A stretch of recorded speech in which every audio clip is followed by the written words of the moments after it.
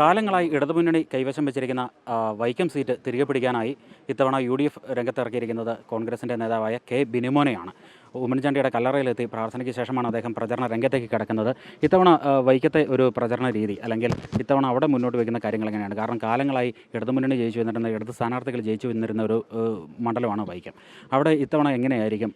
എത്രത്തോളം ആത്മവിശ്വാസമുണ്ട്?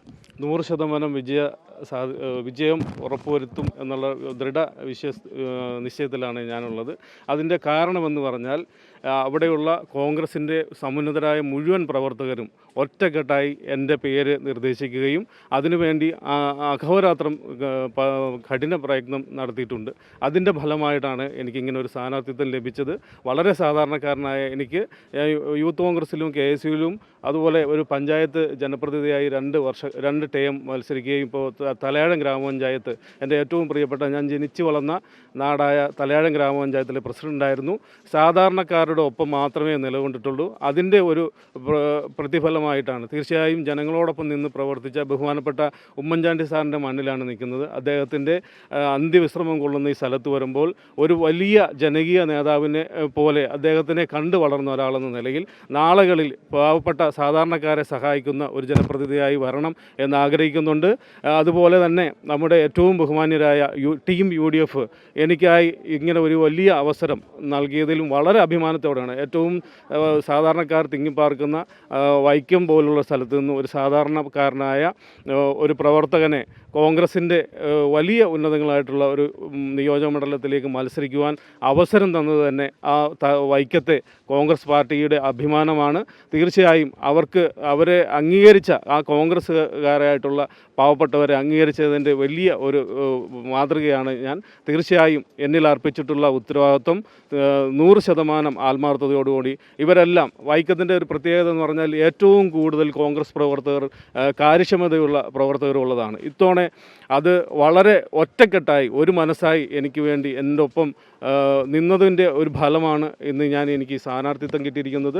അത് തീർച്ചയായും ഇന്നിപ്പോൾ കമ്മിറ്റികൾ വിളിച്ച് കൂട്ടി ആരംഭം കുറിക്കുകയാണ്. അതിൻ്റെ തുടക്കമെന്ന നിലയിൽ ബഹുമാനപ്പെട്ട ജനകീയ നേതാവായിട്ടുള്ള ഉമ്മൻചാണ്ടി സാറിൻ്റെ കബറിടത്തിൽ നിന്ന് തുടങ്ങുകയാണ്. വൈകുന്നേരം മീറ്റിങ്ങുകളെല്ലാം വിളിച്ച് കരുത്താർന്ന പ്രവർത്തനങ്ങളുമായി മുമ്പോട്ട് പോകും. അതുകൊണ്ട് തീർച്ചയായും ഈ വിജയം എനിക്കുള്ളതാണ്. സുനിശ്ചിതമായും അത് ഉറപ്പുവരുത്തുവാൻ ഞാൻ പരമാവധി പരിശ്രമിക്കും. എൻ്റെ ഒപ്പം മുഴുവൻ UDFിൻ്റെ പ്രവർത്തകരും അണിനിരന്നിട്ടുണ്ട്. അതിനുവേണ്ടി കഠിന ശ്രമം ഞാൻ ഇന്നു മുതൽ. ഈ ഇടത് വോട്ടുകൾ കൂടി ഏതായാലും UDF ക്യാമ്പിലേക്ക് വരികയോ അല്ലെങ്കിൽ ഭിന്നിക്കുകയോ ചെയ്യേണ്ട ഒരു സാഹചര്യം അവിടെയുണ്ട്. കാരണം നമ്മൾ കണക്കുകൾ പരിശോധിക്കുമ്പോൾ അതാണ് നമുക്ക് ബോധ്യപ്പെടുന്നത്. അപ്പോൾ എങ്ങനെ ഈ ഇടത് വോട്ടുകൾ കൊണ്ടുവരാം അല്ലെങ്കിൽ ഇപ്പോൾ നിലവിലുള്ള ഇടതുപക്ഷത്തിൻ്റെ വോട്ട് എങ്ങനെ കുറയും എന്നാണ് കണക്ക് കൂട്ടുന്നത്? ഞാൻ ജനങ്ങൾക്ക് ഇടയിൽ പ്രവർത്തിച്ച ഒരാളാണ്. സാധാരണക്കാരുടെ ഏത് പ്രശ്നത്തിലും അത് എൻ്റെ പ്രശ്നമായി ഏറ്റെടുത്തുകൊണ്ട് അവരുടെ പ്രശ്നങ്ങൾ പരിഹരിച്ച് മുമ്പോട്ട് പോകുന്ന ഒരാളാണ്. തീർച്ചയായും എനിക്ക് എൻ്റെ നാടിനെയും എൻ്റെ നാട്ടുകാരെയും എനിക്ക് വിശ്വാസമാണ്. ആ വിശ്വാസമാണ് എൻ്റെ വിജയ ലക്ഷ്യം. അപ്പോൾ അത് തീർച്ചയായും അവരോട് ഓരോരുത്തരെയും നേരിൽ കണ്ട് വോട്ടഭ്യർത്ഥിച്ച് വിജയ സാധ്യത ഉറപ്പുവരുത്തുക എന്നാണ് എൻ്റെ ലക്ഷ്യം. മറ്റ് ഘടകങ്ങളും എന്നെ ഞാൻ ശ്രദ്ധിക്കുന്നില്ല. അവരുടേതായ രീതിയിൽ അവർ പോകുന്നു. ഞാൻ ചെയ്യുന്നത് ഞാൻ വിശ്വസിക്കുന്ന എൻ്റെ നാട്ടിലെ ജനങ്ങൾ, സാധാരണക്കാരായ ജനങ്ങളോടൊപ്പം പ്രവർത്തിച്ച് അവർക്ക് വേണ്ടി നാളെ ഒരു കാര്യങ്ങൾ ചെയ്യുവാൻ എന്നെ ഒരു ജനപ്രതിനിധിയാക്കിയാൽ അവരോടൊപ്പം തീർച്ചയായും എന്നുമുണ്ട് എന്ന് ഞാൻ കാണിച്ചു കൊടുത്തിട്ടുണ്ട്. മറ്റൊരു കാര്യം, ഇപ്പോൾ ഇതുവരെ ഉയർന്നു വന്നിരുന്ന ഒരു പേര് സണ്ണി കപ്പിക്കാടിൻ്റെയാണ്. അദ്ദേഹം ചില വിമർശനങ്ങളൊക്കെ ഉന്നയിക്കുന്നു. പക്ഷേ നിങ്ങൾ അതിൽ നിന്ന് ഒളിച്ചോടിയിട്ട് കാര്യമില്ല. അതിന് ആളുകളെ ബോധ്യപ്പെടുത്തണം. എന്തുകൊണ്ട് എന്നുള്ള ഒരു കാര്യം തീർച്ചയായും ബോധ്യപ്പെടുത്തി പോകുന്നത് ആളുകളെ നേരിട്ട് കാണുമ്പോൾ അവരോട് ഒരു പക്ഷേ അവർക്ക് മുന്നിൽ വെക്കേണ്ട ഒരു വിഷയമാണ്. അപ്പോൾ ആ ഒരു വിഷയത്തെ എങ്ങനെ കാണുന്നു? അവരുന്നയിക്കുന്ന വിമർശനങ്ങൾ ഒരു പക്ഷേ സണ്ണി കപ്പിക്കാടല്ല, മറ്റ് പലരുമാണ് ഈ ഒരു വിഷയത്തെ വേറൊരു തരത്തിലേക്ക് കൊണ്ടുപോകുന്നത്. അപ്പോൾ ആ ഒരു വിഷയത്തെ എങ്ങനെയായിരിക്കും പ്രതിരോധിക്കുക? എന്നെ സംബന്ധിച്ചിടത്തോളം ഞാൻ സണ്ണി കപ്പിക്കാടിനെ ആദരിക്കുകയും ബഹുമാനിക്കുകയും ചെയ്യുന്ന ഒരാളാണ്. ഞാൻ ഗാന്ധിയൻ തോട്ടിൽ MA ചെയ്യുന്ന സമയത്ത് അദ്ദേഹവുമായിട്ട് ഇടപെടുവാൻ സാഹചര്യം ഒരുക്കിയിട്ടുണ്ട്. എനിക്ക് കിട്ടിയിട്ടുള്ള സ്ഥാനാർത്ഥിത്വം ടീം UDF ആണ് എനിക്ക് തന്നിട്ടുള്ളത്. എനിക്ക് അത് മറ്റ് കാര്യങ്ങളുമായിട്ട് ബന്ധപ്പെട്ടൊന്നും അറിയില്ല. എനിക്കൊപ്പം നിന്ന കോൺഗ്രസ്സുകാർക്ക് പ്രവർത്തിക്കുവാൻ ഒരവസരം ലഭിച്ചിരിക്കുകയാണ്. വൈക്കം പിടിച്ചെടുക്കുവാൻ ഒരവസരം ലഭിച്ചിരിക്കുകയാണ്. വൈക്കം ഒരു കിട്ടാക്കനിയൊന്നുമല്ല. തീർച്ചയായും ഈ കോൺഗ്രസ്സുകാർ ഒന്നടങ്കം പ്രവർത്തിച്ചാൽ വൈക്കം ഇത്തവണ UDFിനൊപ്പമായിരിക്കും.